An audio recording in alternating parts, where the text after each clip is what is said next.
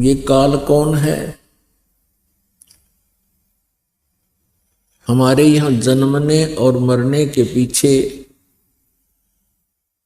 ये क्या क्या कहानी है, क्या कारण है?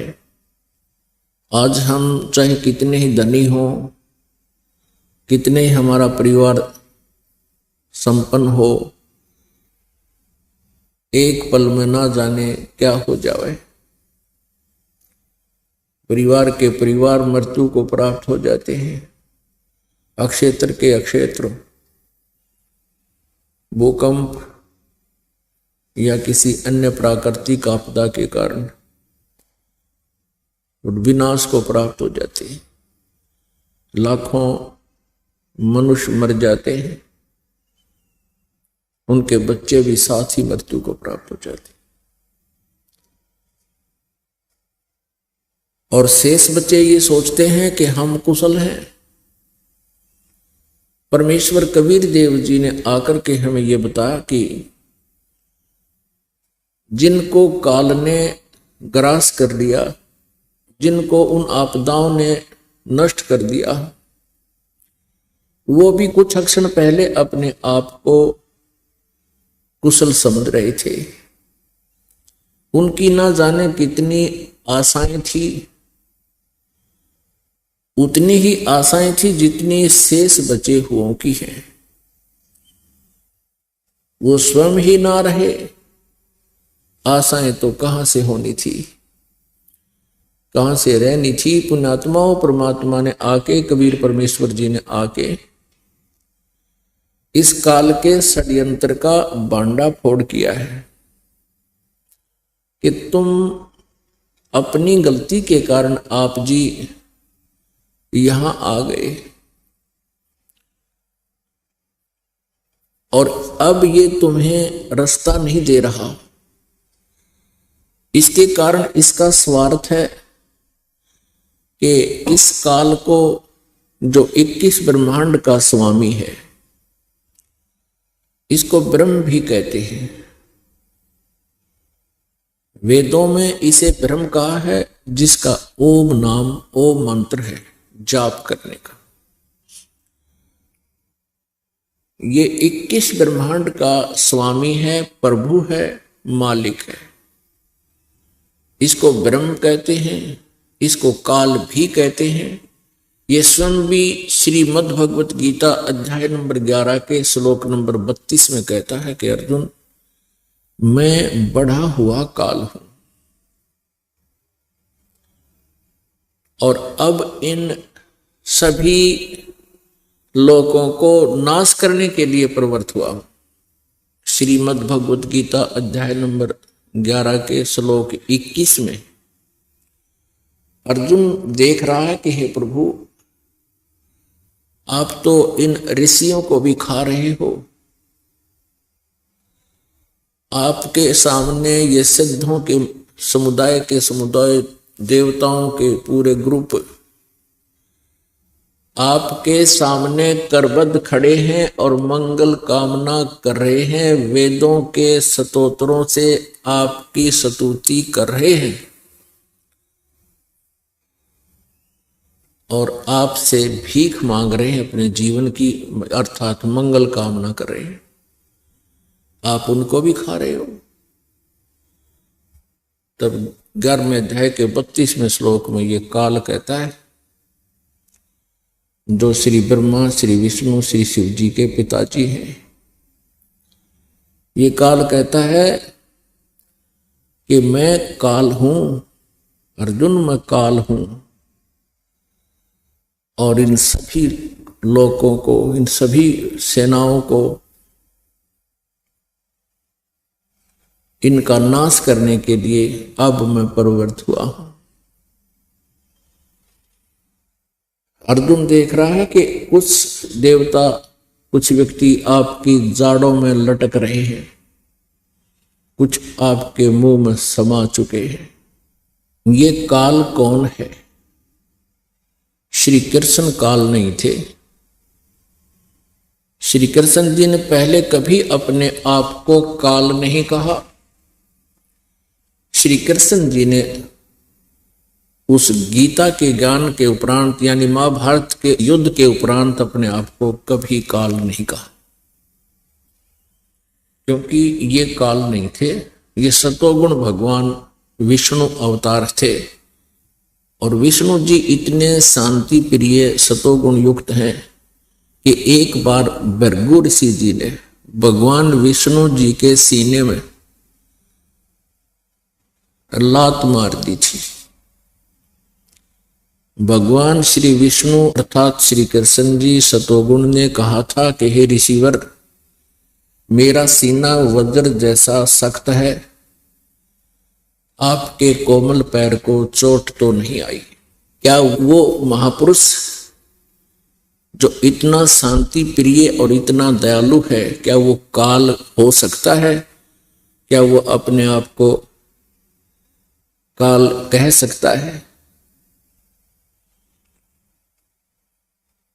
जिसको देखकर अर्जुन जैसे योद्धा भी कांप रहे हैं,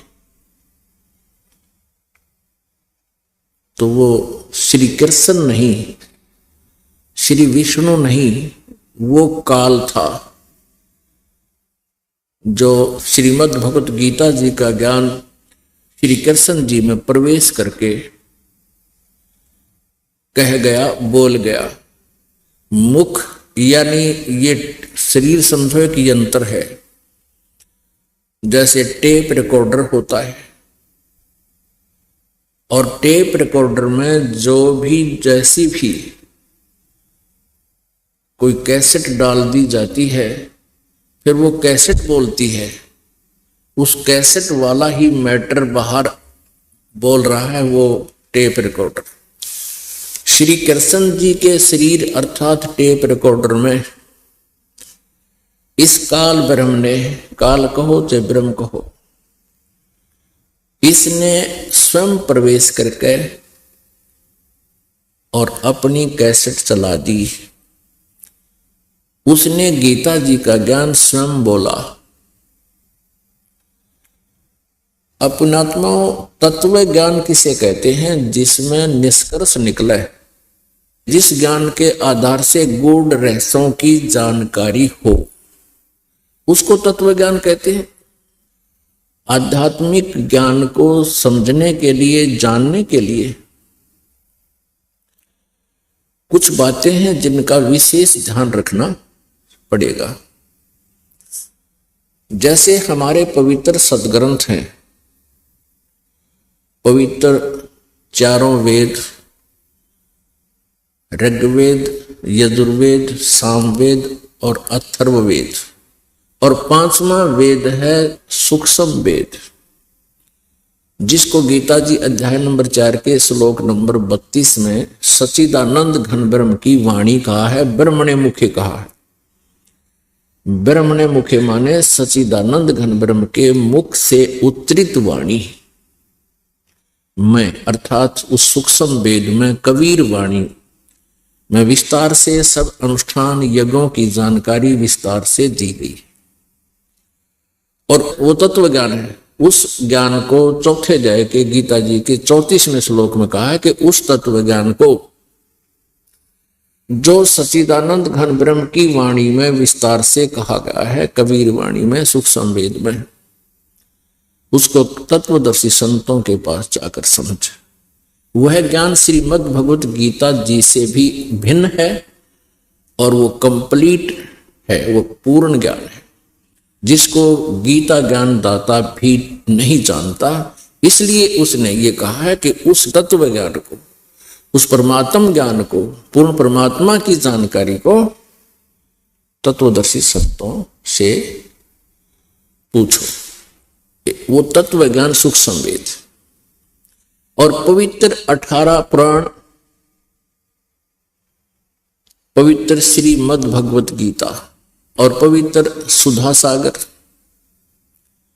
ये हमारे जो आध्यात्मिक ज्ञान का सिलेबस है, आध्यात्मिक ज्ञान का ये पाठ्यक्रम है, ये सिलेबस है। और कोई भी आचार्य, गुरु, महामंडलेश्वर जी यदि हमारे सिलेबस के आधार से यानी हमारे पवित्र सदग्रंथों में वर्णित ज्ञान को हमें बता रहा है तो वो ज्ञान है सही। और जो इन पवित्र सदग्रंथों में वर्णित ज्ञान के विरुद्ध ज्ञान दे रहा है, अर्थात जो सिलेबस से बाहर, पाठ्यक्रम से बाहर कोई टीचर, कोई अध्यापक पढ़ा रहा है, तो वो उसका ज्ञान सही नहीं है, उसका ज्ञान सिलेबस अनुसार नहीं है, पाठ्यक्रम के अनुसार नहीं है। तो ऐसे ही जो आध्यात्मिक टीचर हैं, आध्यात्मिक गुरु हैं, आचार्य हैं, यदि वो हमारे सदग्रंथों में वर्णित उल्लेख के आधार से वो अपना ज्ञान सुना रहे हैं, जनता को प्रवचन कर रहे हैं, तो वो ज्ञान सही है, वो अध्यापक सही है। वो क्योंकि ये जो आध्यात्मिक गुरु हैं ये भी टीचर होते हैं, ये आध्यात्मिक टीचर है।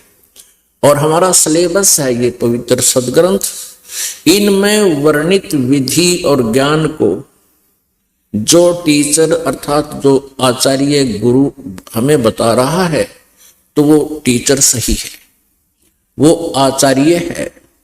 और जो हमारे सदग्रंथों के विपरीत ज्ञान दे रहा है उसको लोक वेद कहते हैं।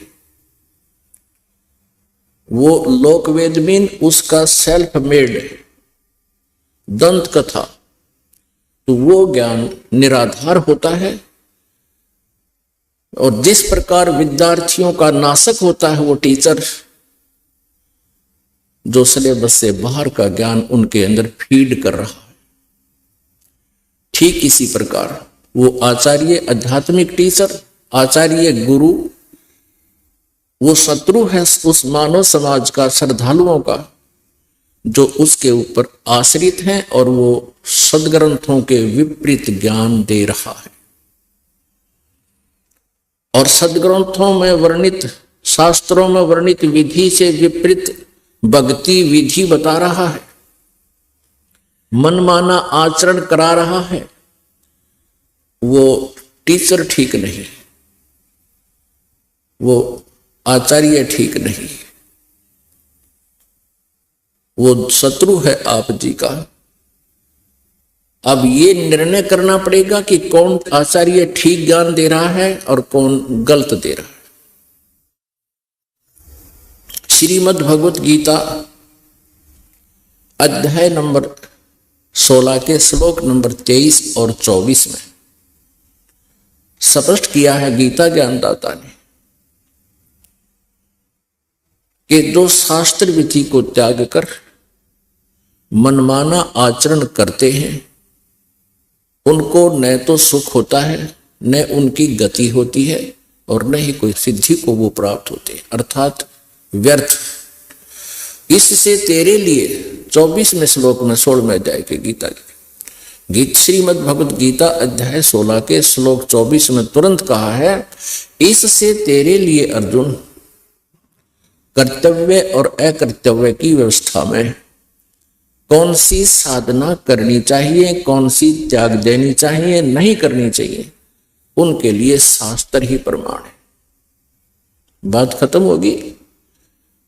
जो आचार्य या जो श्रद्धालु श्रीमद् भगवत गीता जी को सही मानता है, श्रोधार्य मानता है और इसके पाठ्यक्रम में विश्वास रखता है, और जो आचार्य अपने शिष्यों को, अनुयायियों को ये राय देता है कि गीता जी का नित्य पाठ अवश्य करना चाहिए, तो फिर वो अगर गीता जी के विरुद्ध साधनाएं बता रहा है और गीता जी के विरुद्ध वो ज्ञान दे रहा है तो वो अज्ञानी आचार्य है, वो तत्व ज्ञानहीन है, वो आध्यात्मिक ज्ञानहीन अज्ञानी है। कोई प्रश्न करते हैं किनको? हिंदू धर्म के आचार्यों, गुरुओं को।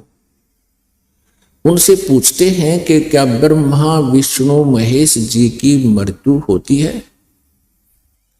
क्या ये जन्मते मरते हैं? तो उत्तर देते हैं कि ये कभी जन्मते मरते नहीं। फिर प्रश्न किया जाता है क्या ब्रह्मा जी, विष्णु जी, शिव जी के माता पिता हैं? वो कहते हैं जब इनका जन्म मृत्यु होता ही नहीं, माता पिता का प्रश्न ही नहीं। यदि ये उत्तर कोई आचार्य देता है या कोई गुरु देता है, वो अज्ञानी व्यक्ति है, वो लोक वेद सुना रहा है, वो दंत कथा सुना रहा है, और इन भोली श्रद्धालुओं को, इन विश्वासियों को, या जो उस पर विश्वास किए बैठे हैं उसको, उस अज्ञानी को और संत आचार्य मान कर बैठे हैं, उनका जीवन नाशक है। ईसा मसीह जी ने कहा था जनता को, श्रद्धालुओं को, कि तुम जिनको गुरु मानते हो वो गुरु नहीं है, उनके पास आध्यात्मिक ज्ञान नहीं है। वो तुमसे इतना मीठा बोलते हैं, तुम उनको एक नेक व्यक्ति मानते हो, लेकिन वो तुम्हारे जीवन के खाने वाले राक्षस हैं। जैसे तुम उनको भेड़ मानते हो, वो भेड़ के रूप में भेड़िया है। और इसी बात का दुख माना था उन दुष्ट नकली गुरुओं ने, और उस महापुरुष को मौत के घाट पहुंचवा दिया। जनता को सच से परिचित नहीं होने दिया। अब वो तो 2000 वर्ष पहले की बातें हैं। अब समाज शिक्षित है। इन नकलियों की दाल अब गलेगी नहीं। सदग्रंथ हमारे पास हैं, और सदग्रंथों में हम इन तथ्यों को जब देखेंगे, फिर उन नकली गुरुओं को धिक्कार देंगे कि जुबान बंद कर लो, बस बहुत हो लिया तुम्हारा। अभी तक इन श्रद्धालुओं को अपने ही सदग्रंथों की जानकारी नहीं है। किसी भी पवित्र धर्म के श्रद्धालुओं को अपने धर्म के सदग्रंथों की जानकारी नहीं है। वो हमें क्या संदेश दे रहे हैं? उनके गुरुओं ने जो भी लोक वेद सुनाया है, उसको उन्होंने शास्त्र वाला ज्ञान मानकर शिरोधार्य कर रखा है। वो बिल्कुल व्यर्थ है। अब प्रसंग चल रहा है कि ये जो काल कौन है, और ब्रह्मा विष्णु महेश की क्या जन्म मृत्यु होती है। अब ब्रह्मा जी, श्री विष्णु जी, श्री शिव जी की जानकारी हमें उनकी जीवनी से हुई है। और इन महापुरुषों की जीवनी कहाँ वर्णित है? पुराणों में। जितने भी पवित्र हिंदू धर्म के आचार्य गुरु हुए हैं, वो यही कहते हैं कि शिव पुराण में ऐसा लिखा है, विष्णु पुराण में ऐसा लिखा है, और ब्रह्मा पुराण में ऐसा लिखा है, श्री देवी पुराण में ऐसा लिखा है, और श्रीमद् भगवद गीता में ऐसा लिखा है, और पवित्र वेदों में ऐसा लिखा है।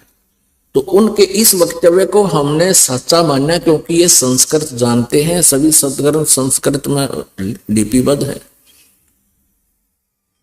तो भोले श्रद्धालुओं ने उन अज्ञानियों के वक्तव्यों को शास्त्र अनुकूल मानकर शिरोधार्य कर रखा है। अब परमेश्वर पूर्ण ब्रह्म कबीर देव जी, सारी सृष्टि के रचनहार ने स्वयं आकर के इस काल के जाल का भांडा फोड़ किया। इसने जो जुल्म अत्याचार हमारे ऊपर कर रखे हैं, उस परमेश्वर ने स्वयं आकर हमें बताया। 600 वर्ष पहले परमेश्वर कबीर देव जी ने यही ज्ञान दिया था, जो आज पवित्र पुराणों में, पवित्र वेदों में, पवित्र श्रीमद् भगवद गीता जी में आज वर्णित पाया, उनके अंदर लिखा पाया। और उस समय के ये नकली गुरु आचार्य ये कहा करते थे, कबीर जी तो जुलाहा है और शूद्र जाति से संबंध रखता है, इसको किसी ब्राह्मण ने शिक्षा नहीं दी, ये सदग्रंथों के बारे में क्या जाने, ये झूठ बोल रहा है। परमेश्वर 600 वर्ष पहले कहा करते थे कि ब्रह्मा विष्णु महेश जी ये नासवान है, इनकी जन्म मृत्यु होती है, ये अविनाशी नहीं है, ये कंप्लीट गॉड नहीं है, ये अखिल ब्रह्मांड के नायक नहीं है, ये पूर्ण परमात्मा नहीं है। और इनकी साधना करने वाले संकटों से मुक्त नहीं हो सकते। तो उस समय इन परमात्मा के सतवचनों का इतना जोर शोर से विरोध किया, उन नकली गुरुओं ने जनता को भ्रमित कर दिया कि वह कबीर जुलाहा झूठा है, हमारे देवी देवताओं के बारे में ऊट पटांग बोलता है, उनका अपमान करता है, और परमेश्वर के पीछे हमें लगा दिया उन दुष्टों ने। हमें भी पाप का भागी बनाया और आप भी घोर पाप के भागी बने। वही ज्ञान जो 600 वर्ष पहले परमेश्वर कबीर देव जी ने बताया था, आज ये दास आपको परमेश्वर के ज्ञान को अपने सदग्रंथों से मेल करके रूबरू करा रहा है। और पुण्यात्मा जो अच्छी आत्मा है, बुद्धिमान है, वो तुरंत इसको समझ रहे हैं और इन नकली गुरुओं के जो है उद्देश्य से भी परिचित हो रहे हैं कि ये क्या चाहते हैं। इनका उद्देश्य सदा ये रहा है कि हम जनता को सच्चाई से दूर रखें ताकि इनके ये रोजी रोटी बनी रहे, इनका आचार्य पद सुरक्षित रहे, इनका गुरु पद सुरक्षित रहे, और इनको जनता के कल्याण से कोई लेन देन नहीं। यदि ये सत्य में वास्तव में जनता के हित ऐसी हैं, ये गुरु नकली और ये महंत अपना जीवन नष्ट कर रहे हैं, अगर ये हितैषी हैं तो इस ज्ञान को समझे और गहराई से सोचे तुम क्या कर रहे हो, क्या करना चाहिए था, तुम कितने दोषी हो भगवान के, और स्वीकार करें, सरेंडर करें इस ज्ञान के सामने कि हमारे पास ज्ञान नहीं है, नहीं तो आओ मैदान में और प्रमाणित करो अपने ज्ञान को किसी सदग्रंथ के साथ से। अब यह आध्यात्मिक ज्ञान चर्चा एक प्रोग्राम स्पॉन्सर करवाया जा रहा है भक्तों के द्वारा। अब इसमें देखते हैं कितने लोग आते हैं। यदि ये हितैषी है जनता के तो आएंगे और अपने विचार व्यक्त करेंगे, और साथ में फिर दास भी अपना टिप्पणी करेगा, विचार देगा। अब जिसको अच्छा लगेगा पुण्यात्मा स्वीकार कर लेंगे, ये भ्रमित ना रहेंगी। अपनी अपनी कह रहे हैं, लोक वेद सुना रहे हैं, तो वो लोक वेद अब पता चल जाएगा जो सदग्रंथों से मेल खाता है वो ज्ञान तत्व ज्ञान है, और जो सदग्रंथों से शास्त्रों से बाहर है, आउट ऑफ सिलेबस उनके विचार हैं, तो वो तत्व ज्ञान नहीं, वो कोरा अज्ञान है। अब आपके समक्ष ये रूबरू करते हैं कि श्री ब्रह्मा जी, श्री विष्णु जी, श्री शिव जी नासवान है, इनकी जन्म मृत्यु होती है, इनके माता पिता है। ये देखिएगा श्री मद देवी भागवत, गीता प्रेस गोरखपुर, और ये कहां से प्रकाशित है, संपादक हैं हनुमान प्रसाद पोदार, चिमनलाल गोस्वामी, गीता प्रेस गोरखपुर से प्रकाशित है। इसके तीसरे स्कंद में प्रश्न नंबर 123 पर भगवान विष्णु जी स्वयं स्वीकार कर रहे हैं, विष्णु जी कहो चाहे श्री कृष्ण जी कहो, तुम शुद्ध स्वरूपा हो, यह सारा संसार तुम ही से उद्भासित हो रहा है। अपनी माता दुर्गा की स्तुति करते हुए श्री विष्णु जी बोल रहे हैं, मैं ब्रह्मा और शंकर हम सभी तुम्हारी कृपा से विद्यमान हैं। हमारा आविर्भाव माने जन्म और तिरोभाव माने मृत्यु हुआ करता है। हमारा तो जन्म और मृत्यु होता है, केवल तुम ही नित्य हो, जगत जननी हो, प्रकृति और सनातनी देवी हो। भगवान शंकर बोले, देवी यदि महाभाग विष्णु तुम्ही से प्रकट हुए हैं, यानी तो आपसे जन्म हुआ है, तो उनके बाद उत्पन्न होने वाले ब्रह्मा भी तुम्हारे ही बालक हुए। फिर मैं तमोगुणी लीला करने वाला शंकर क्या तुम्हारी संतान नहीं हुआ? अर्थात मुझे भी उत्पन्न करने वाली, जन्म देने वाली तुम ही हो शिवे। संपूर्ण संसार की सृष्टि करने में तुम बड़ी चतुर हो। इस संसार की सृष्टि, स्थिति और संहार में तुम्हारे गुण सदा समर्थ है। उन्हीं तीनों गुणों से उत्पन्न हम, यानी रजगुण ब्रह्मा, सतगुण विष्णु, तम गुण शिव जी, तीनों गुणों से उत्पन्न हम ब्रह्मा विष्णु एवं शंकर नियमानुसार कार्य में तत्पर रहते हैं।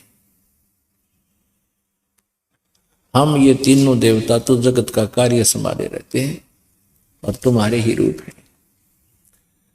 पुण्यात्माओं, इस पवित्र श्रीमद् देवी भागवत अर्थात शक्ति पुराण ने, दुर्गा पुराण ने 4 कंसेप्ट क्लियर कर दिए इस थोड़े से पवित्र उल्लेख ने।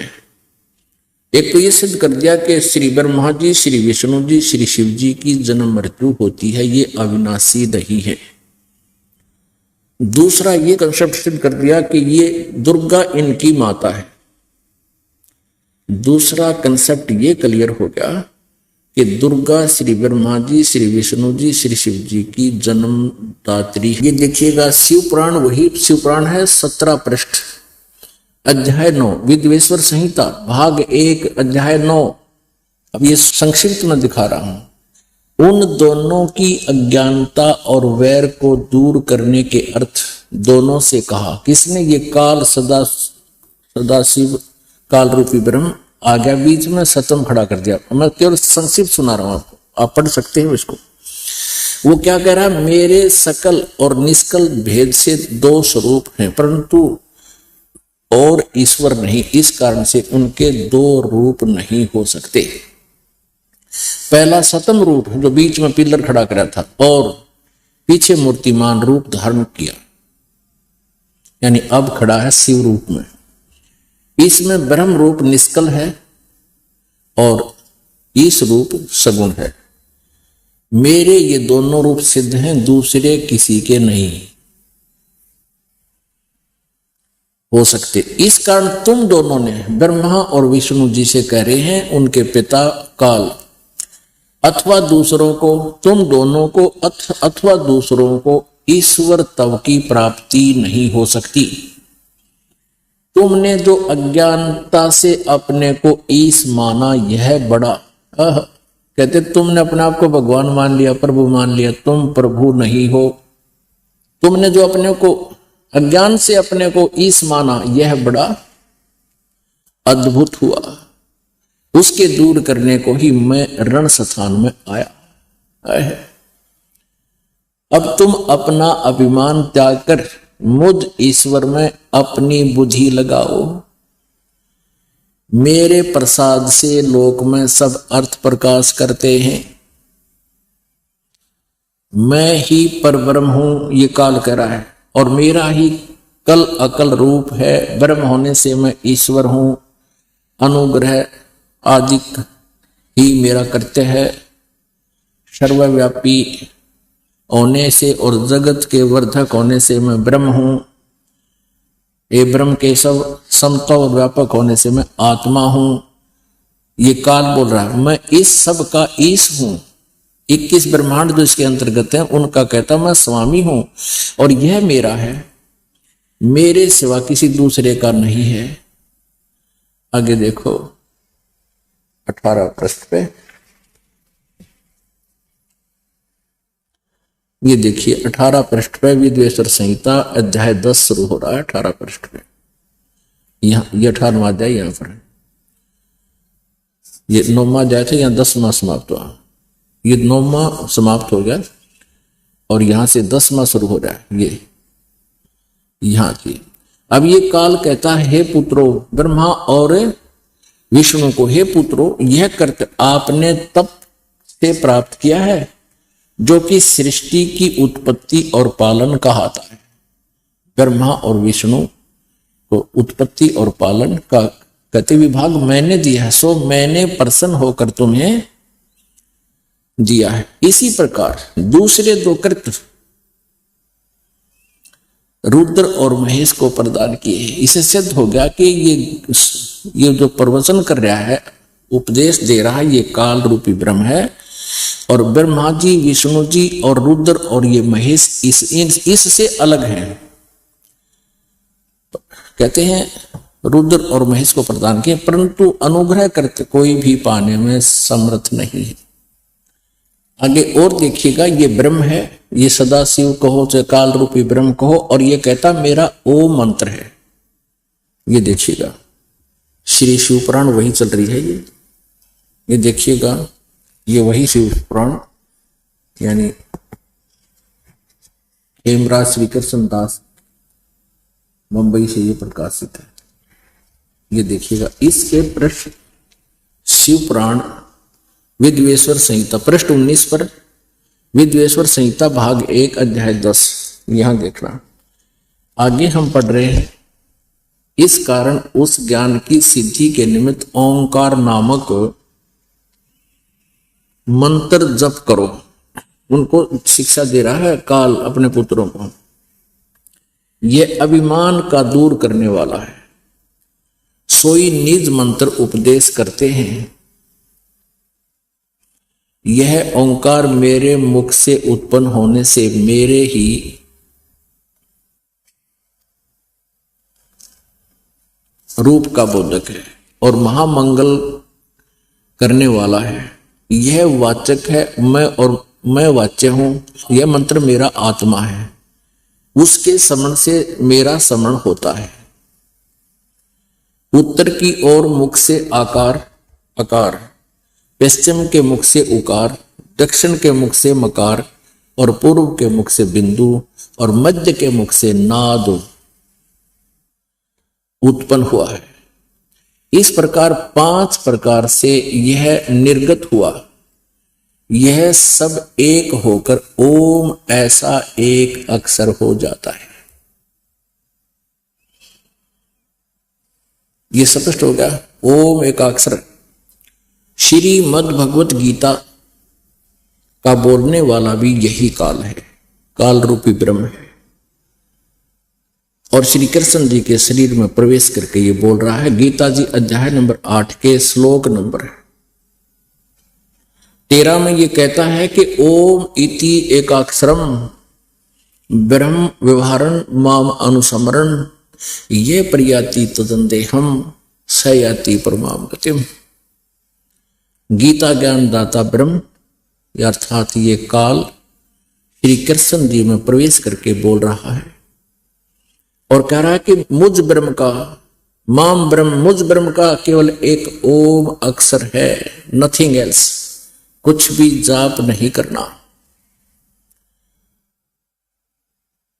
और जो उच्चारण करके सिमरण करता हुआ यह प्रयाति तो जंदेहम, जो शरीर छोड़कर जाता है यानी अंतिम श्वास तक मेरे इस ओम नाम का जाप करता है, स याति परमाम गतिम, वो ओम नाम से मिलने वाली परम गति को प्राप्त होता है। ओम नाम से कौन सी परम गति प्राप्त होती है? ब्रह्म लोक प्राप्ति होती है। ब्रह्म का जाप है ये। गीता जी अध्याय नंबर 8 के श्लोक नंबर 16 में कहा है कि ब्रह्मलोक पर्यंत यानी ब्रह्मलोक तक जितने भी लोक हैं वहां पर गए हुए प्राणी पुनरावृत्ति में हैं। वहां गए हुए प्राणी भी अपने पुण्यों को अक्षीण करके पुनर्जन्म के अंदर 83 लाख योनियों में कष्ट उठाने के लिए आते ही आते हैं। अब ओम नाम के जाप करने वाले कहां जाते हैं? ब्रह्मलोक में। श्री देवी पुराण कंसेप्ट को क्लियर करेगी और स्वयं दुर्गा जी इसका प्रमाण देंगे। देखिएगा, श्रीमद् देवी भागवत गीता प्रेस गोरखपुर से प्रकाशित है। आप इसको देख सकते हैं क्योंकि पवित्र हिंदू धर्म के अनुयायियों के पास ये सबके घर पे रखी है, जो श्रद्धालु हैं भगवान को चाहते हैं। इसके 562 पृष्ठ पर आपको ले आते, 562 पृष्ठ ये लीजिए। अब देवी जी 7वां स्कंद है और 562 पृष्ठ है, संक्षिप्त देवी भागवत। अब यहां देवी के द्वारा हिमालय को ज्ञानोपदेश और ब्रह्म स्वरूप का वर्णन।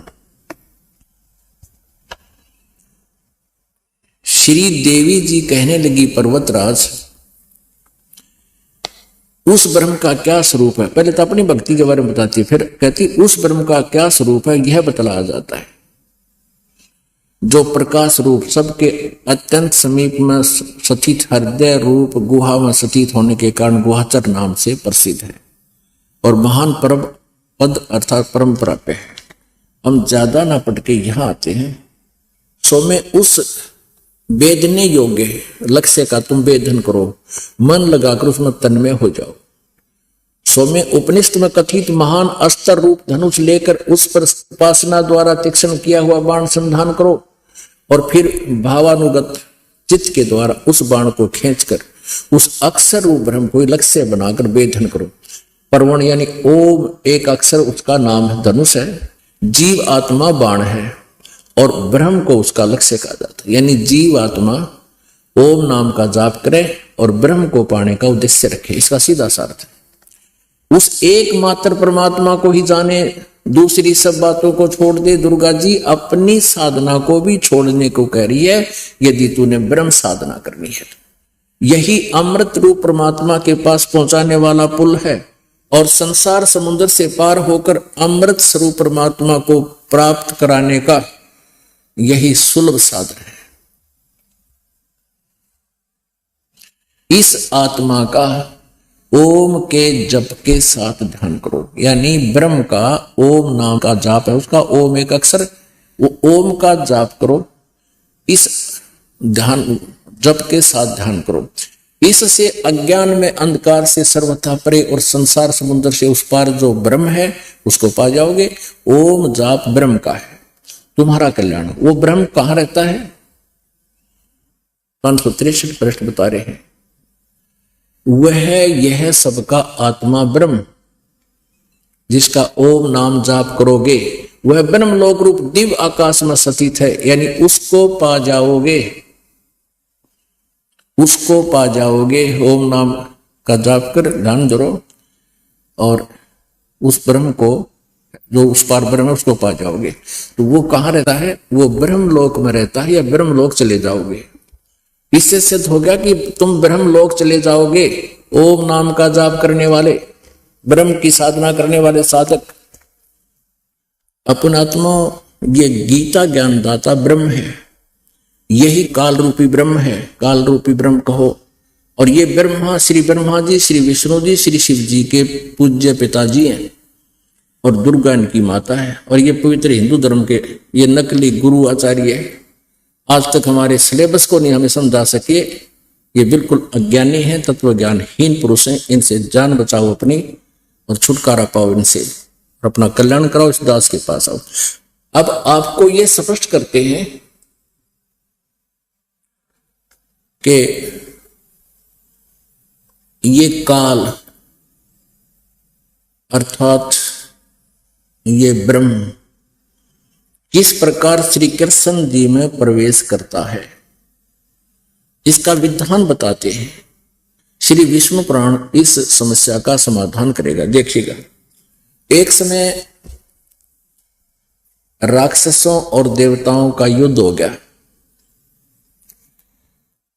अब जैसा कि आपको शिवपुराण में दिखाया, श्री शिवपुराण में आपने देखा, ये काल क्या करता है,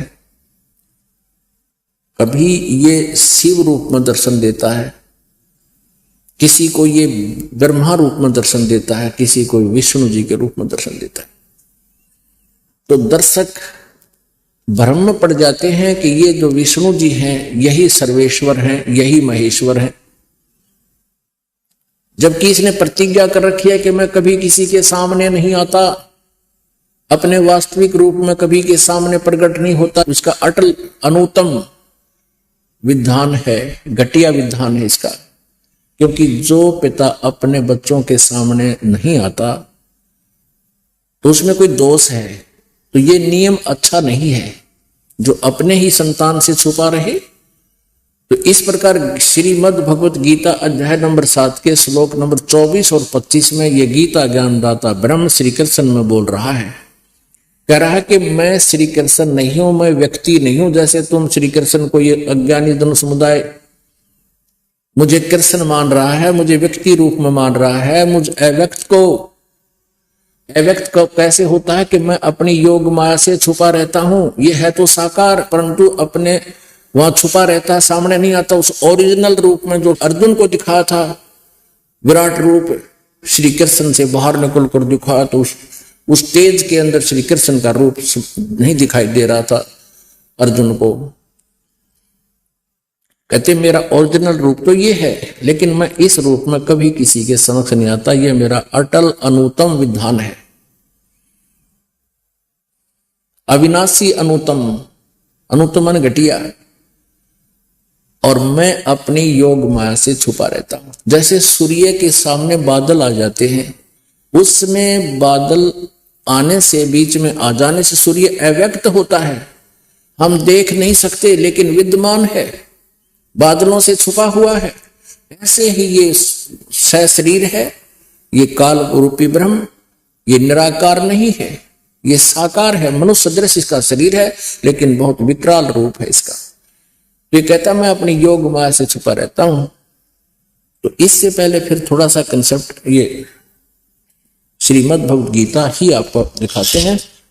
7वें अध्याय के 24 और 25 में कति स्पष्ट हो जाता है। ये खुद कहता है कि मैं कभी किसी के सामने अपने ओरिजिनल रूप में नहीं आता, ये छुपा रहता है। ये देखिएगा श्रीमद् भगवत गीता, गीता प्रेस गोरखपुर से प्रकाशित है।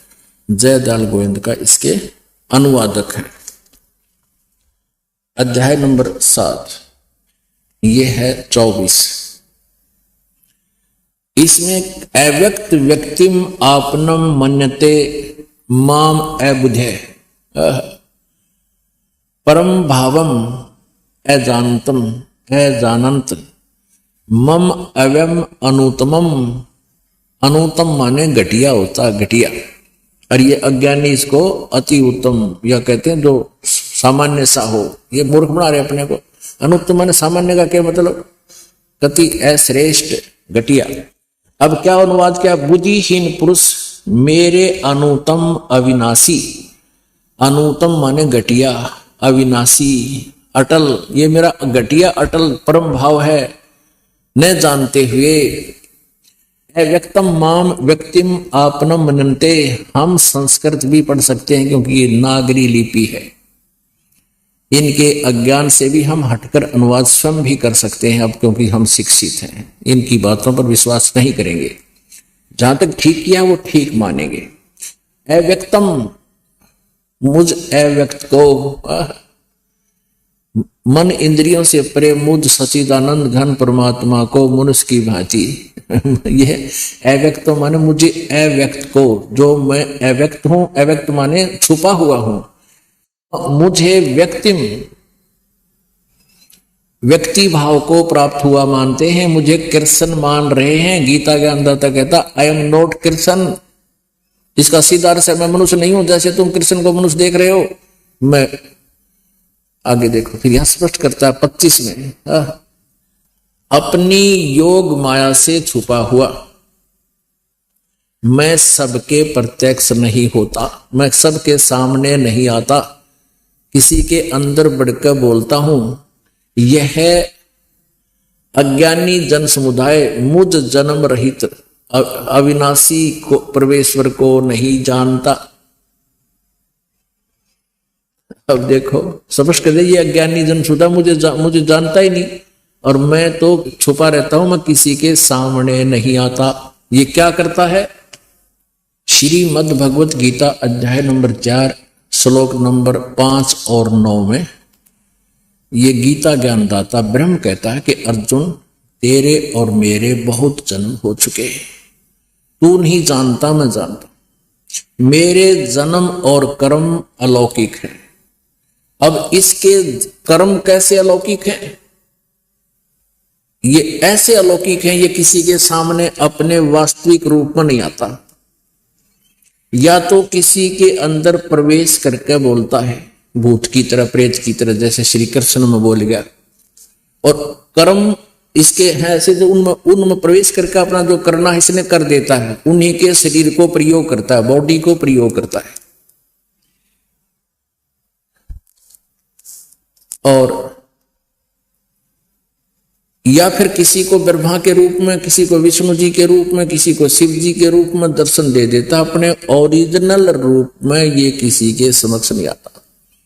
श्रीमद् भगवत गीता अध्याय नंबर 11 के श्लोक नंबर 47 में ये गीता ज्ञानदाता कहता है, और 48 में, कि मेरा ये रूप है वास्तविक, विराट रूप तू देख रहा है, और मेरे इस रूप के दर्शन पहले किसी ने नहीं किए, तेरे अतिरिक्त कोई नहीं कर सकता, ना पहले किए और ना आगे कर सकता।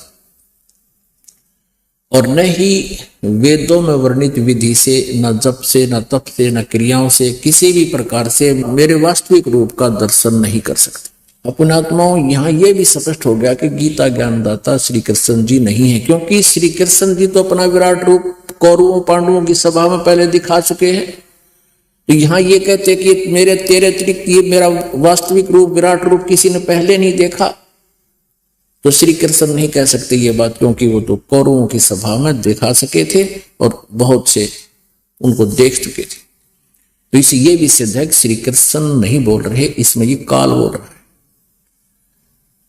और ये कहता मेरा वास्तविक रूप ये है, इस रूप में मैं कभी किसी के समक्ष नहीं आता, अपनी योग माया से छुपा रहता हूं। और जन्म और कर्म कैसे अलौकिक हैं अभी दिखाते हैं। एक बार राक्षसों और देवताओं का युद्ध हो गया, राक्षसों से देवता पराजित हो गए, भाग गए। फिर उन्होंने भगवान विष्णु की स्तुति शुरू की, और ये काल विष्णु रूप में प्रकट हो गया। और इसने उन देवताओं से कहा कि तुम उस पुरंजय को युद्ध के लिए तैयार कर दो, उसमें प्रवेश करके मैं राक्षसों को मार दूंगा। अब देखिएगा श्री विष्णु पुराण इसका है प्रमाण। ये देखिएगा श्री विष्णु पुराण गीता प्रेस गोरखपुर से प्रकाशित है। अनुवादक हैं श्री मुनि लाल गुप्त, प्रकाशक एवं मुद्रक वही गीता प्रेस गोरखपुर। चतुर्थ अंश अध्याय 2 और 233 पृष्ठ यहां देखिएगा। पूर्व काल में त्रेता युग में एक बार अति भीषण देव असुर संग्राम हुआ। देव असुर संग्राम, राक्षसों और देवताओं का। उसमें महाबलवान दैत्य गणों से पराजित हुए।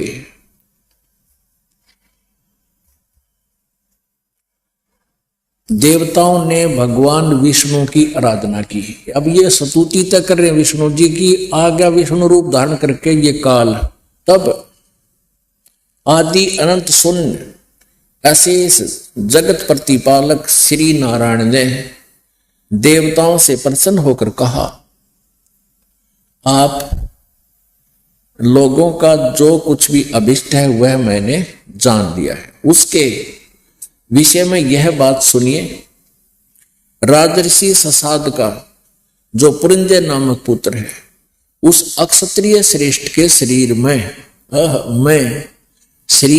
मैं अंश मात्र से यानी कुछ समय के लिए स्वयं अवतीर्ण होकर उसमें प्रवेश होकर उन संपूर्ण दैत्यों का नाश करूंगा।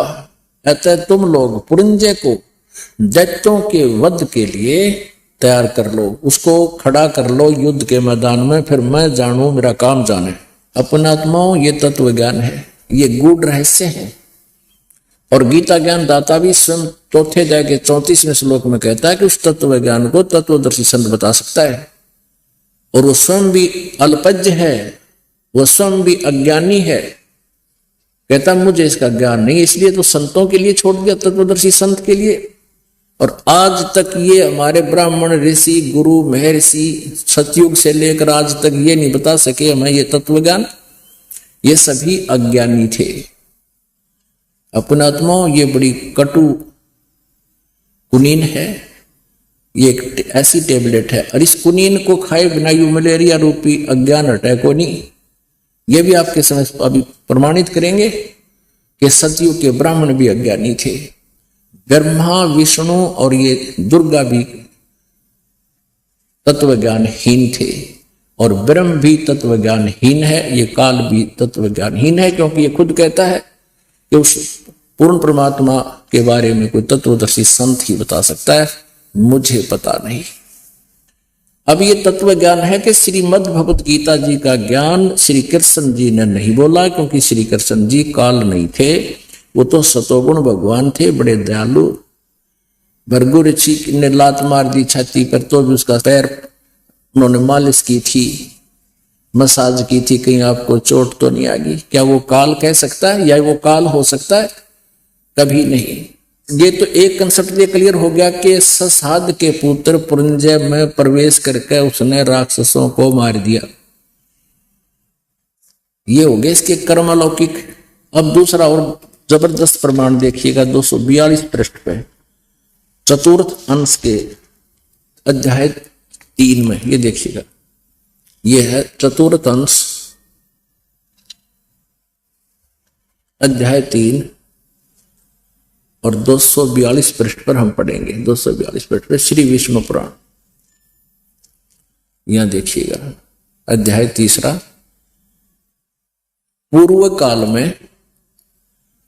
पूर्व काल में रसातल में मौने नामक 6 करोड़ गंधर्व रहते थे। पूर्व काल में रसातल में मौने नामक 6 करोड़ गंधर्व रहते थे। उन्होंने समस्त नागकुल के प्रधान रत्न और अधिकार छीन लिए थे। गंधर्वों के पराक्रम से अपमानित उन नागेश्वरों द्वारा स्तुतित किए जाने पर उसके श्रवण करने से जिनकी विकसित कमल सदृश आंखें खुल गई हैं, निंद्रा के अंत में जागे हुए उन जलशायी भगवान सर्वदेवेश्वर को प्रणाम कर उनसे नागगण ने कहा, भगवान, इन गंधर्वों से उत्पन्न हुआ हमारा भय किस प्रकार शांत होगा? तब आदि अनंत रहित भगवान पुरुषोत्तम ने कहा, ये काल था विष्णु रूप में, योनासों के पुत्र मानधाता का जो ये पुरुकुत्स नामक पुत्र है, उसमें प्रविष्ट होकर मैं, उसमें प्रवेश करके मैं, ये काल कह रहा है, उन संपूर्ण दुष्ट गंधर्वों का नाश कर दूंगा। इसी प्रकार इस काल ने श्री ब्रह्मा, श्री विष्णु, श्री शिव जी के पिताजी ने अपने ही पुत्र श्री कृष्ण अर्थात विष्णु जी के शरीर में प्रवेश करके गीता जी का ज्ञान बोला। अपने आत्माओं, श्री कृष्ण जी को तो पता भी नहीं मैंने श्रीमद् भगवत गीता जी में क्या बोला था। यह प्रमाण श्री महाभारत ग्रंथ के अंदर द्वितीय भाग में 667 पृष्ठ पर वर्णित है, वो भी आपको अभी दिखाते हैं। ये देखिएगा, संक्षिप्त महाभारत द्वितीय खंड, संपादक तथा संशोधक हैं जयदयाल गोविंद का गीता प्रेस गोरखपुर, प्रकाशक एवं मुद्रक हैं गीता प्रेस गोरखपुर। इसके 667 पृष्ठ पर आप देखिएगा, ये 667 पृष्ठ पे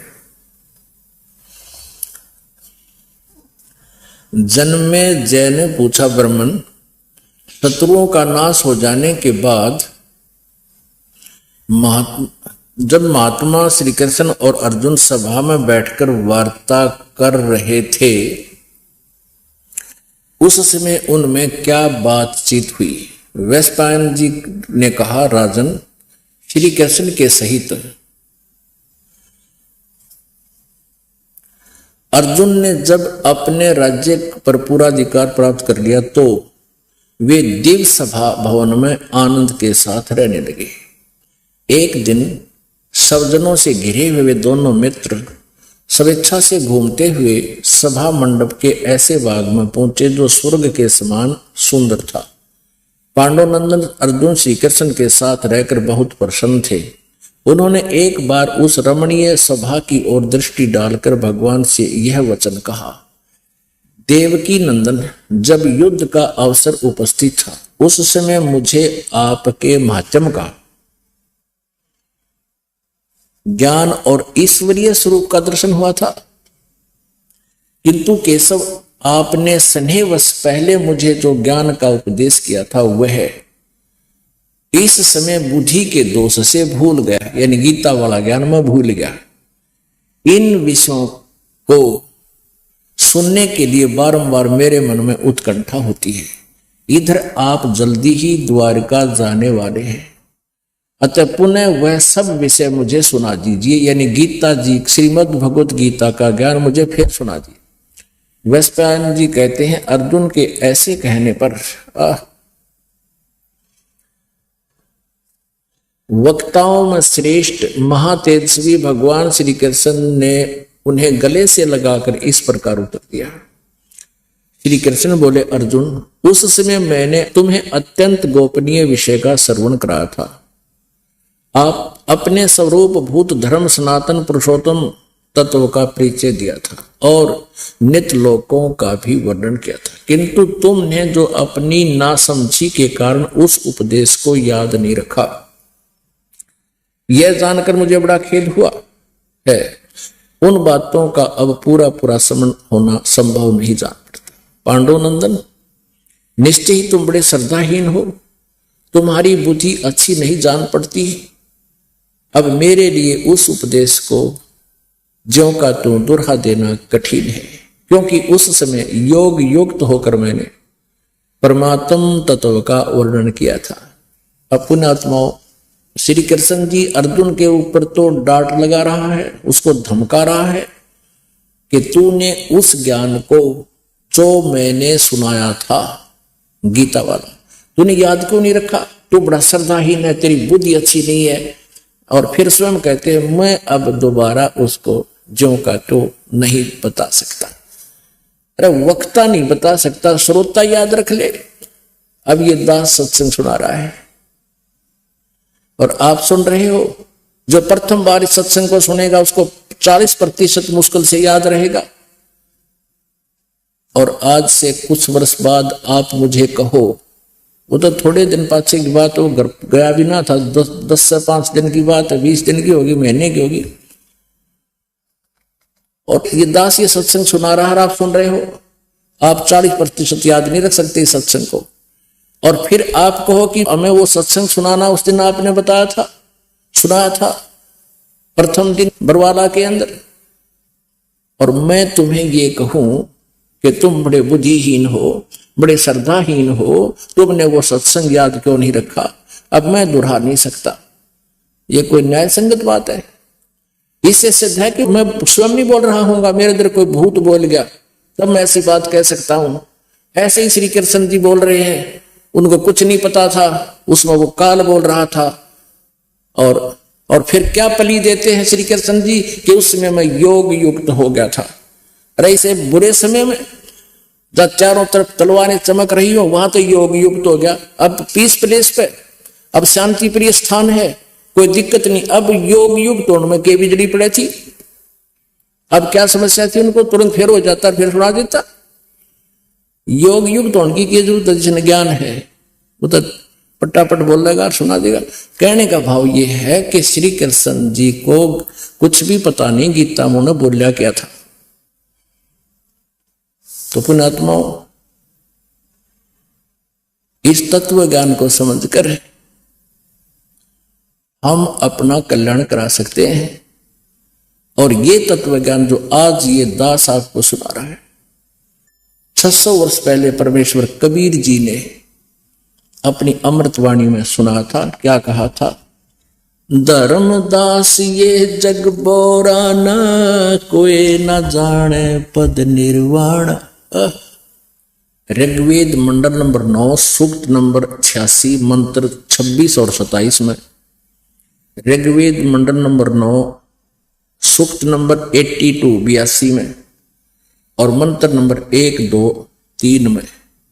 ऋग्वेद मंडल नंबर 9 और सूक्त नंबर 96 96 के 16 से 21 तक 20 तक मंत्र में, और ऋग्वेद मंडल नंबर 9 सूक्त नंबर 20 के मंत्र नंबर 1 में, और भी अनेकों स्थानों पर ऋग्वेद मंडल नंबर 9 सूक्त नंबर 1 मंत्र नंबर 8 और 9 में।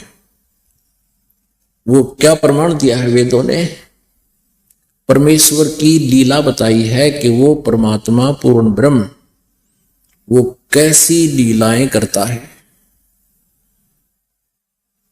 उसमें क्या बताया है कि वो पूर्ण परमात्मा ऊपर तीसरे मुक्ति धाम में रहता है, और वो कबीर देव है, कबीर साहब है। वो यहां आकर के अपने ज्ञान को, अपनी एक अच्छी आत्मा को, श्रेष्ठ आत्मा को, वरिष्ठ आत्मा को, अच्छी आत्मा को आकर मिलता है और इस तत्व ज्ञान से परिचित कराता है। वो परमात्मा वेदों में कबीर देव कहलाता है। हम उसको कबीर साहब कहने लगे, हम वह को वह बोलते हैं। और कवि का अर्थ, ये व्याकरण के ज्ञाता क्या करते हैं, कवि का अर्थ सर्वज्ञ करते थे, सर्वज्ञ नहीं। या तो कवि का अर्थ कव्य करो, क्योंकि कवि का अर्थ सर्वज्ञ नहीं हो सकता, कोई भी कवि सर्वज्ञ नहीं हुआ है। अब कवि क्यों कहते हैं, उस परमात्मा का नाम कवि क्यों है? क्योंकि वो अपनी महिमा का ज्ञान लोकोक्तियों के माध्यम से, कविताओं के माध्यम से, काव्यन्य, ऋग्वेद मंडल नंबर 9 सूक्त नंबर 96 के मंत्र नंबर 16 17 18 19 20 में स्पष्ट किया है। उसमें वेद ज्ञान दाता ये ब्रह्म है, काल है, ये कहता है भगवान आप अपने वास्तविक नाम का ज्ञान कराएं। 16वें मंत्र में, मंडल नंबर 9 सूक्त 96 के मंत्र 16 में। फिर 17वें में ये स्पष्ट कराया 17 18 19 20 में कि वो कबीर देव है और वो अपने महिमा का ज्ञान, अपनी जानकारी स्वयं ही प्रदान करने आता है। गीता जी अध्याय नंबर 4 के श्लोक नंबर 32 में उसी के बारे में कहा कि ब्रह्मणे मुखे, उस सच्चिदानंद घन ब्रह्म के द्वारा अपने मुख से उच्चारित उस अमृतवाणी में, तत्व ज्ञान में, वो ज्ञान आध्यात्मिक यज्ञों की जानकारी, ज्ञान की जानकारी विस्तार से कही गई है। और उसको तत्वदर्शी संत से सुनने के लिए कहा है चौथे अध्याय के 34वें श्लोक में, गीता ज्ञानदाता कहता है। तो यहां वही बता रहे हैं कि वो परमात्मा अपने महिमा का ज्ञान आप ही बताने के लिए सतलोक से चलकर आता है, अपने मुक्ति धाम से गति करके आता है, और अपने ज्ञान को कविताओं के माध्यम से वर्णन करने के कारण वो प्रसिद्ध कवि की उपाधि भी प्राप्त करता है। और वो पूर्ण परमात्मा होता है, वो परमेश्वर होता है, स्वामी होता है। इसलिए उसको कबीर देव कहने लगे, हम कबीर साहब कहने लगे। वेदों में उसको कवि कहा है, तो वो कवि कहो, हम उसको कबीर साहब कहते हैं। वो अपनी अच्छी श्रेष्ठ आत्माओं को आकर मिलता है, अच्छी आत्मा को अपना ज्ञान सुनाता है। वो परमात्मा राजा की तरह दर्शनीय है, उसका नाम कबीर देव है। वो 3 प्रकार से शरीर स्थिति है उस परमात्मा की। एक रूप में वो तेजो में शरीर में अपने सतलोक यानी अमर धाम में रहता है, और अपना ही अन्य रूप बना करके कभी शिशु रूप धारण करके आता, वो द्वितीय स्थिति है। और कभी वो एक जिंदा महात्मा के रूप में आकर प्रकट हो जाता है, किसी भी अच्छी आत्मा को मिलकर उसको ज्ञान देता है। जैसे आदरणीय धर्मदास साहिब जी को मिले, आदरणीय गरीबदास साहिब जी को मिले, आदरणीय नानक साहिब जी को मिले, आदरणीय गीसादास साहिब जी खेखड़ा वाले को मिले, आदरणीय दादू साहिब जी को मिले, आदरणीय मरुकदास साहिब जी को मिले, आदरणीय नामदेव साहिब जी को मिले, और आदरणीय रामानंद साहिब जी को मिले। यानी इन सबको परमात्मा उन श्रेष्ठ आत्माओं को, अच्छी आत्माओं को, और आदरणीय हजरत मोहम्मद जी को मिले थे। लेकिन हजरत मोहम्मद जी ने परमात्मा के ज्ञान पर विश्वास नहीं किया था। अन्य सभी महापुरुषों ने उस परमात्मा के ज्ञान को स्वीकारा था। तो यहां वही स्पष्ट करते हैं कि वो अपने ज्ञान को स्वयं बताने के लिए वहां से गति करके आते हैं, वो कबीर देव, और वो ऊपर तीसरे मुक्ति धाम में रहते हैं, वो श्रेष्ठ आत्मा को वो ज्ञान सुनाते हैं। तो आदरणीय धर्मदास साहेब नामक उस पुण्य आत्मा को, श्रेष्ठ आत्मा को, उस परमेश्वर कबीर देव जी ने 600 वर्ष पहले ये ज्ञान आप सुनाया था, जो आज आपके रूबरू सदग्रंथों से हुआ। इनमें पहले विद्वान था। ये हमारे पवित्र हिंदू धर्म के अज्ञानी गुरु ऋषि महर्षि हमें ये नहीं बता सके कि ये ब्रह्मा विष्णु महेश की माता पिता कौन है। और परमेश्वर ने 600 वर्ष पहले बताया था, उसका इतना जबरदस्त विरोध करवा दिया था। पर कबीर जी को कभी तो उबलते हुए तेल के कढ़ाई में डलवा दिया इन राक्षसों ने, इन नकली गुरुओं ने। और एक बार ऐसे भ्रमित करके राजा सिकंदर लोधी को और वीरदेव सिंह बघेल को उनके साथ बड़ा अत्याचार करवाया था। लेकिन वो परमात्मा थे, वो कुछ नहीं बिगाड़ सके उस समर्थ का। लेकिन उन अज्ञानियों ने हमें अपने भगवान से कोसों दूर रखा। अब उसी परमेश्वर ने कृपा बख्शिश दास के ऊपर यह बुद्धि दी और आप जी तक यह खजाना अब पहुंचाया जा रहा है। अब क्या कहा था परमात्मा ने, धर्मदास ये जग बोराना, कोई न जाने पद निर्वाणा। कोई भी मोक्ष मार्ग से परिचित नहीं है, न ब्रह्मा जी, न विष्णु जी, न शिव जी, और न दुर्गा जी, और न ये ब्रह्म। वो परमात्मा स्वयं ही आकर ज्ञान देता है।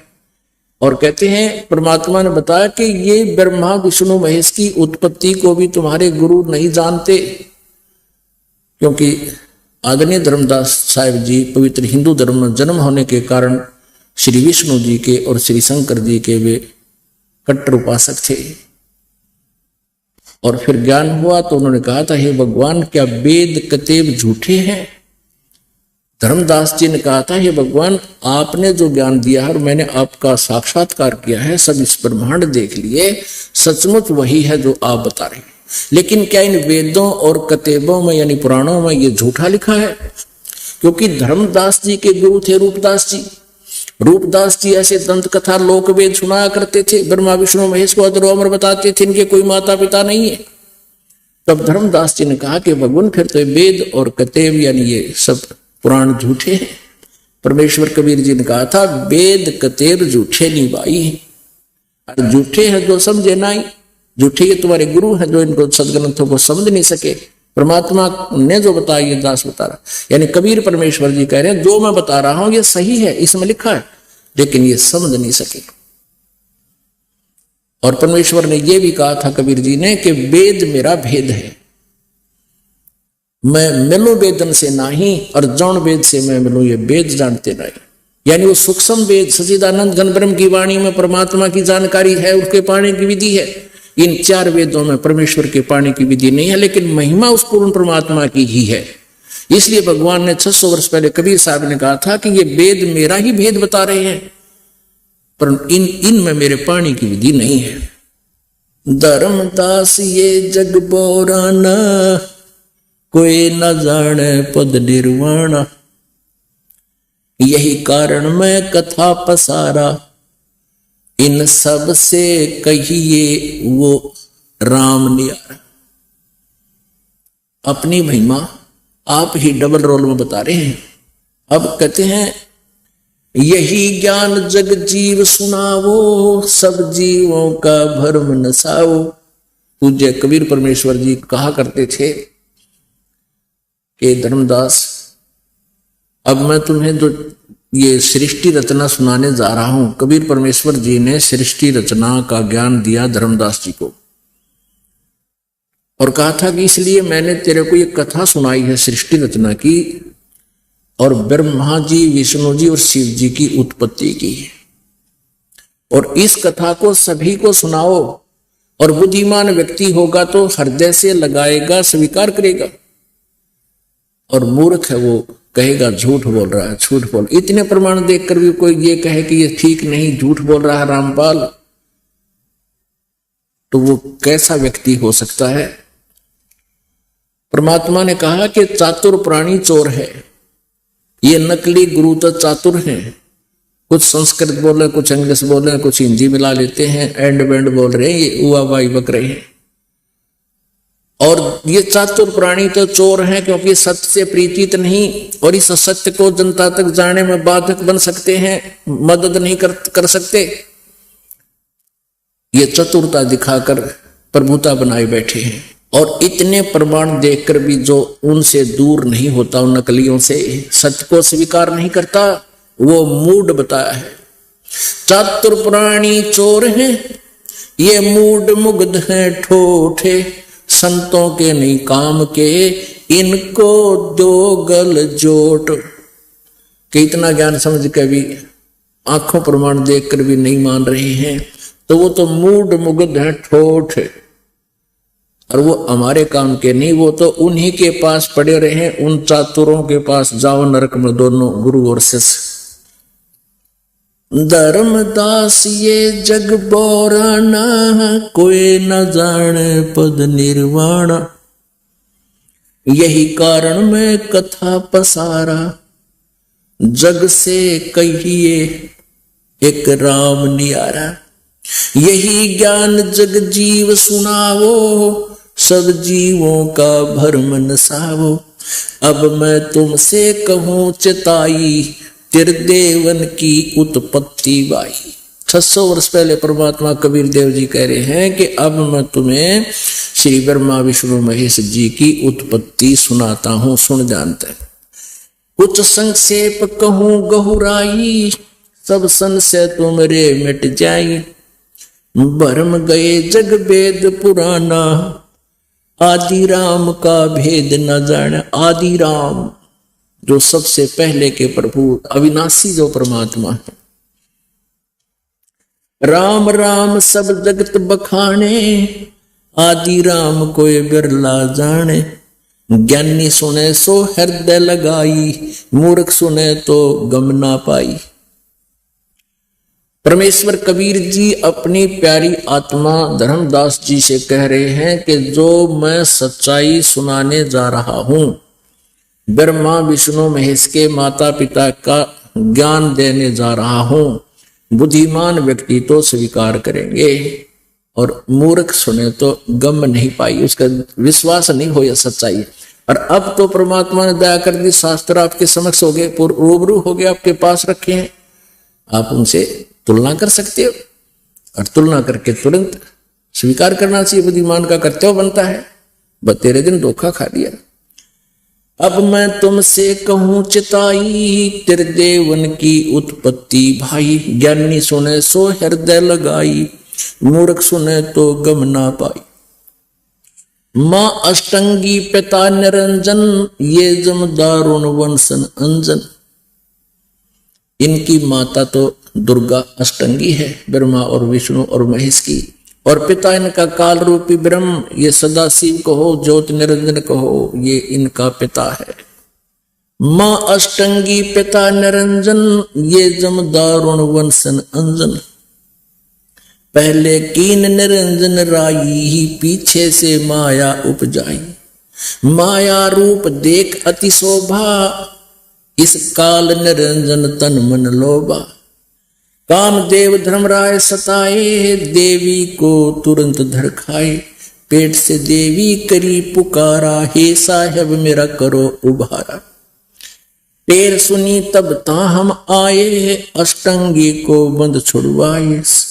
सतलोक में किन्ना दुराचारी, काल निरंजन दीननकारी। माया समेत दिया भगाई, 16 शंख दूरी पर आई। अष्टंगी और काल अब दोई, मंद कर्म से गए बिगोई। अब क्या बताते हैं परमात्मा? धर्मराय को हिकमत कीना, नख रेखा से भग कर लेना।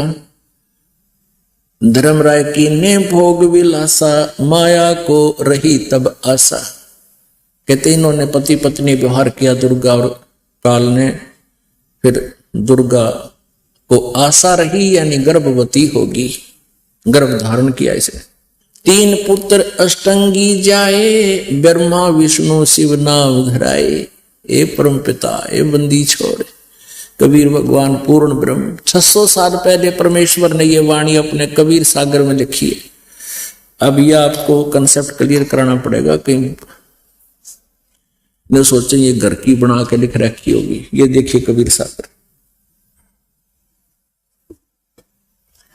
क्योंकि पुण्यात्मा दूध का जला हुआ छाछ को भी फूंक मारकर पीता है, और दास ये चाहता है कि खूब फूंक मारो, यानी अच्छी तरह समझो इस ज्ञान को और देखो, निरीक्षण करो और तुलना करके फिर अपना कल्याण के लिए यहां आओ।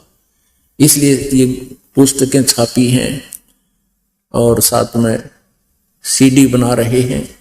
इनको देखो रह रहकर और खूब फूंक मार मार देखो कि पहले की तरह धोखा ना हो जाए।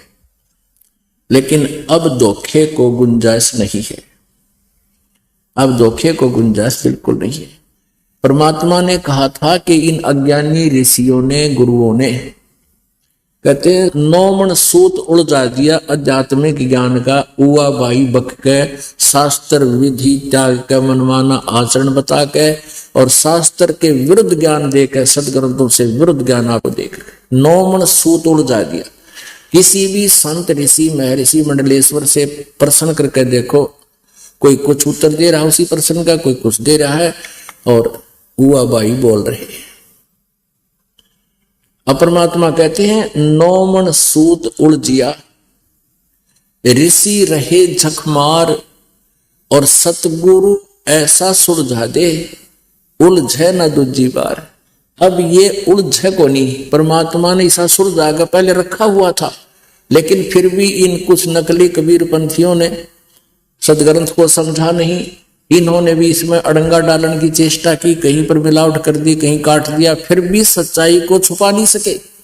और इसकी पूर्ति करने के लिए परमेश्वर कबीर देव जी ने अपनी प्यारी आत्मा गरीबदास साहिब जी को, छुड़ाने वाले हरियाणा जिला झज्जर गांव छुड़ाने वाले को, स्वयं सतलोक से आकर अपनी महिमा अनुसार, अपनी लीला अनुसार, जो उनके गुण है परमेश्वर के, उस अनुसार आकर मिले और उनको ये वही तत्व ज्ञान जो 600 वर्ष पहले बोला था, वो आदरणीय गरीबदास साहिब जी के अंतःकरण में फीड करके उनसे बुलवा दिया और लिखवा दिया, जो आज हमारे पास उपलब्ध है। तो जो कबीर सागर में इन्होंने कोई गड़बड़ी की है वो दिखाएंगे कैसे कर रखी एक आधी जगह, लेकिन सब जगह नहीं कर पाए, क्योंकि ना समझ करके अपनी सोच से उसको परिवर्तन करने लगे, वो गलत कर दिया। तो उसकी पूर्ति आदरणीय गरीबदास साहिब जी को वही ज्ञान दे करके करवा दी परमात्मा ने। पता था कि ये काल गड़बड़ करवा देगा अपने नकली कबीरपंथी, इसमें 12 नकली पंथ चला रखे हैं काल ने। उन 12 नकली पंथियों ने, कबीरपंथियों ने कबीर सागर में भी कुछ गड़बड़ी करने की चेष्टा की, लेकिन सच्चाई को निर्मूल नहीं कर सके, वो शेष रह गई। अब देखिएगा, ये कबीर सागर है, ये खेमराज श्री कृष्ण दास बंबई से प्रकाशित है। खेमराज श्री कृष्ण दास बंबई, अब मुंबई बोलते हैं, इस नाम परिवर्तित हो गया। संपूर्ण 11 भाग खेमराज श्री कृष्ण दास प्रकाशन बंबई के।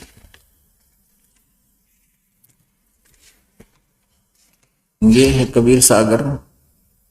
कबीर पंथी भारत पथिक स्वामी युगलानंद बिहारी द्वारा पुरस्कृत। ये मुद्रक एवं प्रकाशक खेमराज श्री कृष्ण दास, अध्यक्ष श्री वेंकटेश्वर प्रेस, खेमराज श्री कृष्ण दास स्मारक मुंबई। इसमें आपको दिखाते हैं कबीर वाणी में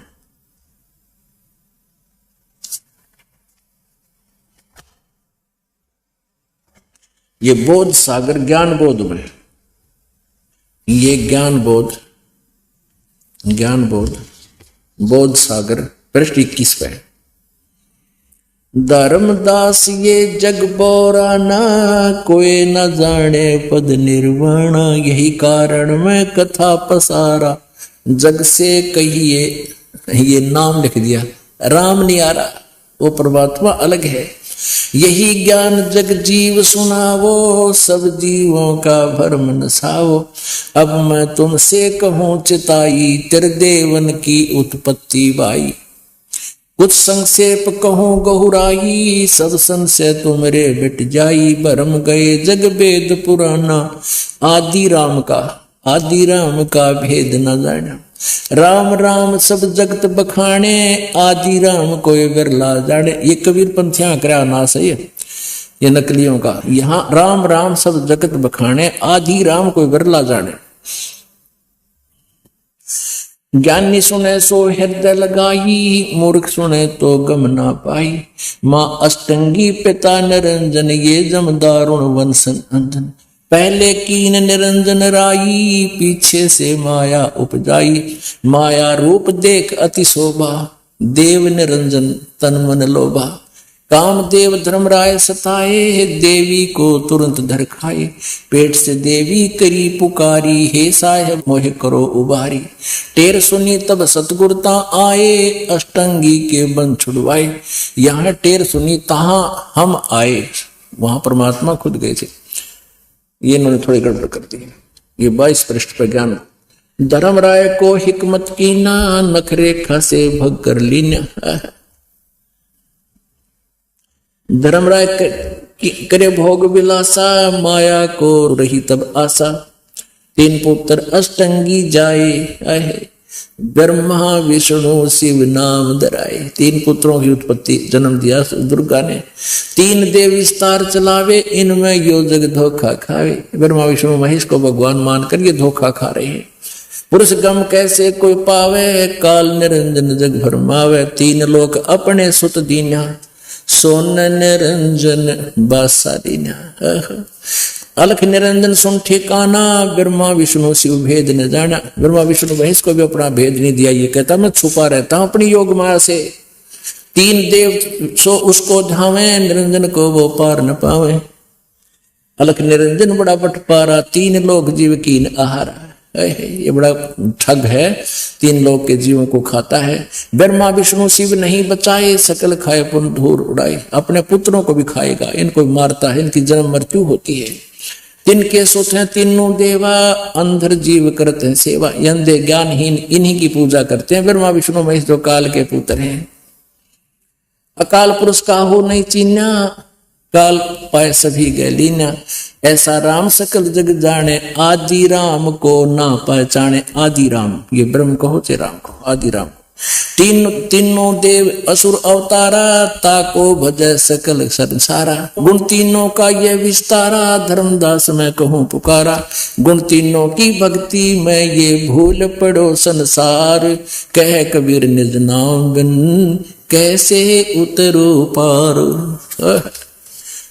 अब परमेश्वर कबीर देव जी ने 600 वर्ष पहले श्री ब्रह्मा जी, श्री विष्णु, श्री शिव जी के माता पिता की जानकारी दे रखी है। लेकिन इन अज्ञानी ऋषि, महर्षि, हिंदुओं के गुरुओं, नकली गुरुओं ने हमारे तक ये सच्चाई आण नहीं दी। अब वो समय आ गया पुण्यात्माओं, जिसके विषय में परमेश्वर ने 600 वर्ष पहले कहा था कि एक समय ऐसा आएगा धर्मदास कि पूरे विश्व में एक ही ज्ञान रहेगा और मेरी ही महिमा, मेरा ही गुणगान पूरे विश्व में होगा। तो पुण्यात्माओं वो समय आ चुका है। अब जागो और जगाओ सबको और बरवाड़ा में लाओ। बोलो सतगुरुदेव। नमस्कार जी। सत साहिब जी। क्या नाम है जी आपका? गीतांशी जौहर। कहाँ से आए हैं आप? डिस्ट्रिक्ट बिजनौर यूपी से।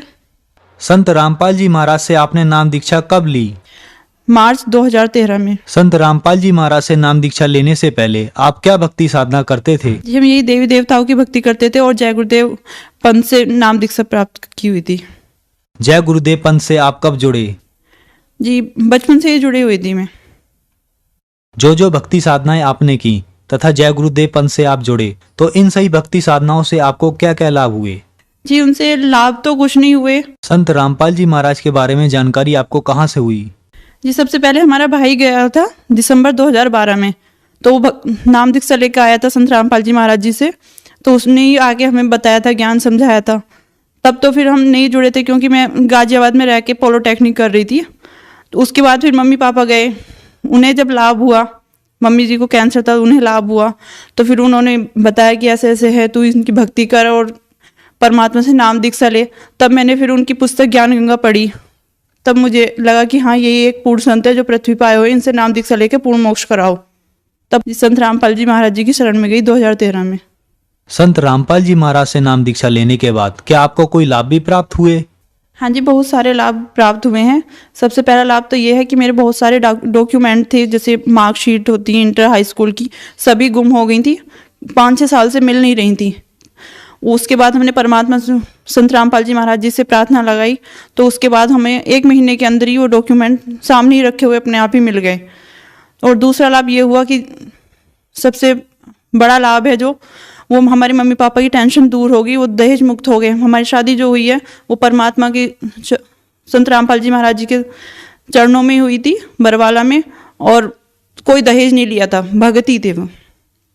तीसरा लाभ ये हुआ, जब मेरा जो बच्चा है वो भी 1.5 साल का है, पर जब वो हुआ था तब डॉक्टर ने मना कर दिया था कि ये नॉर्मल नहीं होगा, ऑपरेशन से होगा, तुम्हारा ऑपरेशन करना पड़ेगा। तब मैंने फिर संत रामपाल जी महाराज जी से प्रार्थना लगाई, वो बोले कोई बात नहीं बेटा, नॉर्मल हो जाएगा।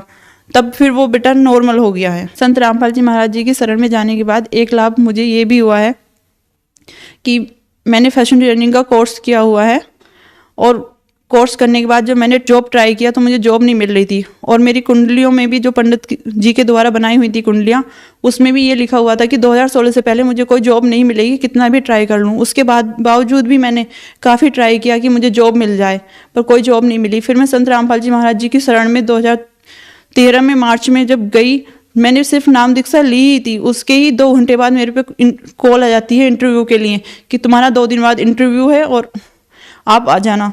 तो जब मैं वहाँ से आई तो वहाँ पे काफ़ी एक्सपोर्ट हाउस था, वो एक्सपोर्ट हाउस में जब मैं गई इंटरव्यू के लिए तो वहाँ पे काफ़ी सारे लोग थे इंटरव्यू के लिए जिनके पास एक्सपीरियंस भी था, और मैं फ्रेशर ही थी। उसके बावजूद भी वहाँ पे मेरा सिलेक्शन हुआ एज अ फैशन डिजाइनर। और सिलेक्शन होने के बाद मेरी 3-4 महीने के बाद ही मतलब इंक्रीमेंट हो गया, मेरी सैलरी 20,000 हो गई, जहाँ मेरी 8,000 पे जॉब लगी थी। ये बहुत बड़ा चमत्कार है।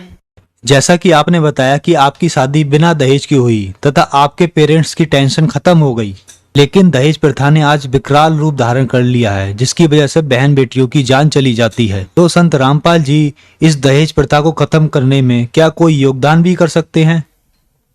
जी, संत रामपाल जी महाराज जी के लाखों अनुयायी हैं जो दहेज मुक्त शादी करते हैं, कोई दहेज नहीं लेते हैं शादियों में। अगर ये पूरा विश्व संत रामपाल जी महाराज जी के शरण में आ जाता है तो ये दहेज प्रथा जड़ से ही खत्म हो जाएगी, जो कि सरकार नहीं कर सकती किसी भी अभियान के द्वारा। संत रामपाल जी महाराज से जुड़ने के बाद आपको बहुत सारे लाभ प्राप्त हुए, तो आप भगत समाज को क्या संदेश देना चाहते हैं?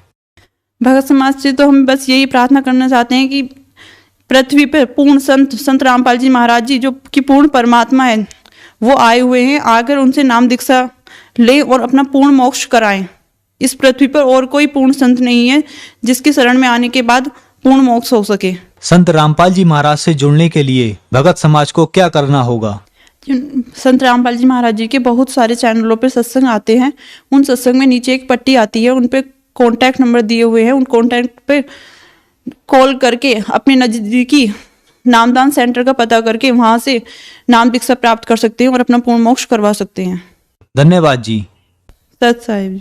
आप सुन रहे थे जगत गुरु तत्वदर्शी संत रामपाल जी महाराज जी के मंगल प्रवचन। अधिक जानकारी के लिए विजिट कीजिए हमारी वेबसाइट www.jagatgururampalji.org। संत रामपाल जी महाराज जी के शुभ आशीर्वाद से पूरे विश्व भर में 500 से भी ज्यादा नाम दीक्षा केंद्र हैं, जिन पर संत रामपाल जी महाराज जी द्वारा ऑनलाइन निशुल्क नाम दीक्षा दी जा रही है। अपने नजदीकी नाम दीक्षा केंद्र का पता करने के लिए संपर्क करें 8222880541।